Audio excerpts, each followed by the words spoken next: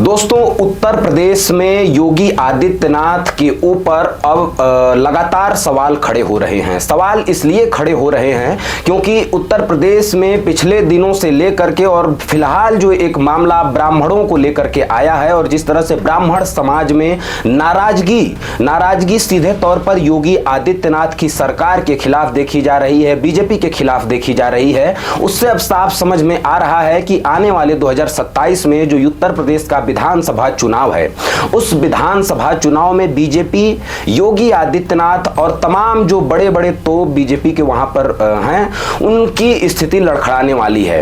आपने देखा कि उत्तर प्रदेश में ब्राह्मणों को लेकर के जिस तरह से ब्राह्मणों ने बीजेपी के खिलाफ मोर्चा खोला, चाहे वो शंकराचार्य का मामला है जिसमें प्रयागराज के माघ मेले में बटुक ब्राह्मणों की चुटिया पकड़ करके घसीटा गया, उनको मारा गया और योगी आदित्यनाथ पूरी तरह से मौन रहे, बीजेपी की सरकार पूरी तरह से मौन रही। दूसरा मामला जो उत्तर प्रदेश में ब्राह्मणों के खिलाफ आया वो ये था कि ब्राह्मण, उससे पहले अगर आप थोड़ा सा जाएंगे तो ब्राह्मण समाज की जो मीटिंग हुई थी, उस मीटिंग को लेकर के बीजेपी बौखला गई थी। ब्राह्मण समाज के जो नेता थे योगी आदित्यनाथ की सरकार में, वो विधायक सांसद, उनकी एक बैठक हुई थी। उस बैठक के बाद जो उत्तर प्रदेश के बीजेपी के अध्यक्ष हैं, उनकी ओर से एक लेटर जारी करके तमाम उन नेताओं को चेतावनी दी गई थी। उसके बाद प्रयागराज माघ मेला आया, बटुक ब्राह्मणों को मारा गया, उनके चुटिया पकड़ करके खींचा गया, उनको घसीटा गया। इस मामले के बाद उत्तर प्रदेश में ब्राह्मण समाज में योगी आदित्यनाथ के खिलाफ एक भारी आक्रोश दिखा। ये बात मैं आपको इसलिए बता रहा हूं क्योंकि हाल फिलहाल ब्राह्मणों को लेकर के जो एक सवाल उत्तर प्रदेश पुलिस की एक परीक्षा थी उसमें जो पूछा गया, उसको लेकर के अब फिर से बवाल खड़े हो गए हैं। और इस पूरे बवाल में ब्रजेश पाठक और उत्तर प्रदेश बीजेपी में जो ब्राह्मण नेता हैं, कुछ ब्राह्मण नेताओं को छोड़ करके अब योगी आदित्यनाथ की सरकार पर सीधे तौर से सवाल खड़ा करने लगे हैं। क्या योगी आदित्यनाथ की सरकार को भेजने के लिए जो वहां की ब्यूरोक्रेसी है, जो वहां की अधिकारी हैं, वो पूरी तरह से ठेका ले चुके हैं? क्योंकि इतना बड़ा अगर मिस्टेक कहें या ब्लंडर कहें या साजिश कहें हुआ है, वो क्यों हो रहा है? तो उत्तर प्रदेश में जो एक मामला आया है उसको जानने, समझाने और बताने के लिए ही मैं आया हूं। उत्तर प्रदेश जो अगली साल वहां पर चुनाव है, यह माना जा रहा है कि समाजवादी पार्टी, अखिलेश यादव की जो पार्टी है, उसकी स्थिति बहुत अच्छी नजर आ रही है। अच्छी इसलिए नजर आ रही है कि इन दिनों जो घटनाक्रम हुआ है, चाहे वो यूजीसी का मामला हो जिसको लेकर के सवर्ण समाज में जिस तरह से बीजेपी के खिलाफ एक विरोध की लहर चल पड़ी है, चाहे वो ब्राह्मण हो, ठाकुर हो और तमाम जो सवर्ण जातियां हैं, उनके अंदर बीजेपी और योगी आदित्यनाथ मोदी सरकार के खिलाफ एक विरोध की लहर है। और ये घटनाएं ये बताती हैं, ये घटनाएं ये समझाती हैं, हमको संदेश देती हैं कि उत्तर प्रदेश में आने वाला चुनाव जो है वो बीजेपी के लिए बहुत सामान्य या आसान नहीं होने वाला है। जनता त्रस्त है वहां की, लेकिन लोकसभा और उसके पहले के चुनाव में बीजेपी भले सीटें जीतती रही, चाहे वो चुनाव आयोग के सहयोग से ही, लेकिन अब बीजेपी की स्थिति सही नहीं नजर आ रही है। सवाल क्या था, उस सवाल को जानेंगे। उस सवाल पर जो बीजेपी के अंदर ही विरोध की लहर उठ रही है, उस विरोध के लहर को हम समझेंगे। मेरा नाम पीयूष है और आप दी पॉलिटिक्स मैन देख रहे हैं।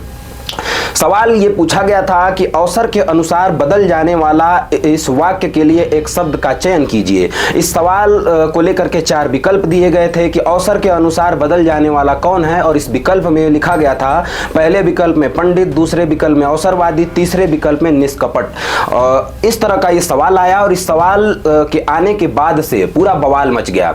इस सवाल के आने के बाद से ब्राह्मणों में एक आक्रोश और अलग तरीके का योगी सरकार के खिलाफ दिखा और ब्राह्मण समाज के लोगों ने यह पूरी तरह से साफ कर दिया कि योगी सरकार ब्राह्मणों के खिलाफ काम कर रही है।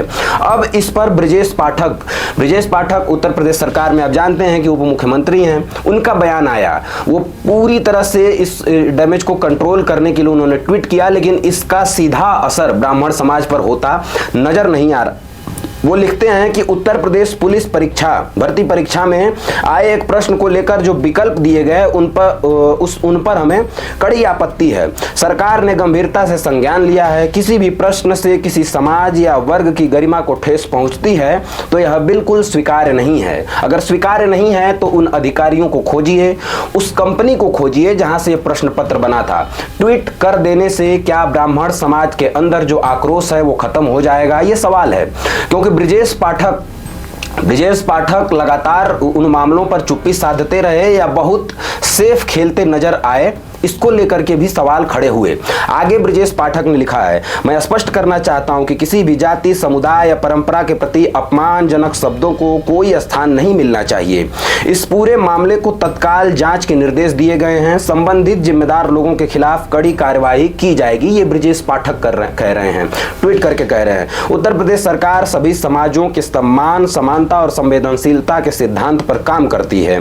प्रदेश के हर नागरिक की गरिमा हमारी सर्वोच्च प्राथमिकता है, ये ब्रजेश पाठक कह रहे हैं। अब सवाल यही है कि आप सरकार में हैं, आप उस सरकार में उप मुख्यमंत्री हैं और आपके रहते हुए इस तरह का सवाल अगर आता है, चाहे ये सिर्फ ब्राह्मण समाज की बात नहीं है, किसी भी जाति या धर्म के को लेकर के इस तरह के सवाल आते हैं या इस तरह की बातें की जाती हैं, तो क्या सरकार को खत्म करने के लिए, सरकार को गिराने के लिए उत्तर प्रदेश का जो प्रशासन है, उत्तर प्रदेश की जो ब्यूरोक्रेसी है, वहां से धुआं उठ रहा है। अखिलेश यादव इस बात का जिक्र लगातार करते आ रहे हैं कि ये सरकार जाने वाली है, ये सरकार को अब कोई नहीं बचा पाएगा।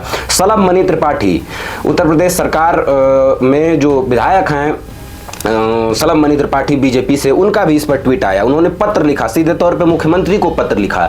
मुख्यमंत्री से कहा उन्होंने कि उत्तर प्रदेश पुलिस उप निरीक्षक की भर्ती प्रक्रिया में आए प्रश्न पत्र के विकल्प के पीछे जानबूझकर किया गया अपराध एवं साजिश प्रतीत होती है। ये साजिश कौन कर रहा है?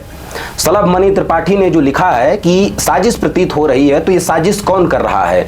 क्या योगी आदित्यनाथ की पकड़ जो है वो ब्यूरोक्रेसी पर नहीं है? क्या योगी आदित्यनाथ की पकड़ उस जिस कंपनी ने इस प्रश्न पत्र को बनाया, जिस संस्था ने इस प्रश्न पत्र को बनाया, उसके ऊपर नहीं है? तो साजिश तो है। साजिश इसलिए है क्योंकि अंदर से अब आवाज उठने लगी है कि योगी आदित्यनाथ की सरकार को हटाने की जो एक आवाज है वो अब उठने लगी है। आगे इन्होंने लिखा है कि यह कतई स्वीकार नहीं है। माननीय मुख्यमंत्री श्री योगी आदित्यनाथ जी से ऐसे तत्वों के विरुद्ध सख्त कार्यवाही का अनुरोध किया गया है। उत्तर प्रदेश पुलिस का भी इस पर सलभ मणि त्रिपाठी ने एक पत्र लिखा, उस पत्र में तमाम बातें की और योगी आदित्यनाथ के नाम वो पत्र रहा। उत्तर प्रदेश पुलिस की ओर से भी एक जवाब आया, उस पर जवाब आया। उत्तर प्रदेश पुलिस भर्ती एवं प्रोन्नति बोर्ड द्वारा दिनांक 14 मार्च 2026 को आयोजित की गई उप निरीक्षक नागरिक एवं समकक्ष पदों की भर्ती सवाल पूछे गए एक प्रश्न पर सोशल मीडिया में दृष्टिगत चर्चा के परिप्रेक्ष्य में वो जो बयान एक सरकारी बयान टाइप का होता है, जिसको डैमेज कंट्रोल करना कहते हैं, वही उत्तर प्रदेश पुलिस के ट्वीट में है। अंत में उन्होंने लिखा है कि प्रश्न पत्रों के सील्ड पैकेटों को परीक्षा केंद्रों पर ही परीक्षा केंद्रों में 2 अभ्यर्थियों के समक्ष पहली बार खोला जाता है, तत्पश्चात वितरित किया जाता है। दिनांक 14 मार्च 2026 के प्रथम पाली के संदर्भित प्रश्न के संबंध में जांच के आदेश दिए गए हैं। ये तमाम सब कुछ उत्तर प्रदेश में हो रहा है। अब इसके पीछे की जो बड़ी साजिश है, जो सलभ मणि त्रिपाठी अपने ट्वीट में लिख रहे हैं, जो ब्रजेश पाठक लगातार इस बात का जिक्र कर रहे हैं, तो ये साजिश कौन कर रहा है और क्यों कर रहा है? सवाल ये है, दरअसल उत्तर प्रदेश में योगी आदित्यनाथ की सरकार है। उनकी सरकार में अगर ब्राह्मणों को या किसी भी समाज के खिलाफ इस तरह के अगर सवाल पूछे जाते हैं, इस तरह की टिप्पणी एक तरह से की जाती है, तो निंदनीय तो है ही, लेकिन ये हो क्यों रही है? क्या अंदर से बदलाव की जो आवाज है, अंदर से एक विरोध की जो आवाज है, वो अब निकल रही है? क्योंकि ब्राह्मणों को लेकर के लगातार इस तरह की चीजें हो रही हैं। मैंने आपको गिनवाया कि ब्राह्मण जब मीटिंग करते हैं उनके नेता, तब उनको चेतावनी दी जाती है।